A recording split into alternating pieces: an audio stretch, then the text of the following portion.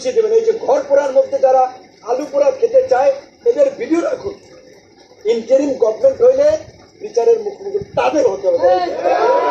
তার থেকে কি সরকার এরা গঠন করে ফেলাইছে, তারা লুটপাট করছে, এমপি হয়ে গেছে, মাস্তান হয়ে গেছে, গুন্ডা হয়ে গেছে, এখনই মার্কেট দখল, আরেকজনের ফ্ল্যাট দখল, আরেকজনের টেলিভিশন চ্যানেল দখল, আরেক সাংবাদিককে মাইয়া হাউস থেকে বের করে দেওয়া, এই নৈরাজ্য আমরা চাই। আমরা একটা শান্তি সম্প্রীতির বাংলাদেশ চাই, একটা সহনশীল সমাজ চাই, একটা গণতান্ত্রিক মূল্যবোধের সমাজ চাই। মারামারি, হানাহানি, প্রতিশোধ, প্রতিহিংসা এই দেশে গত 53 বছরে চলেছে।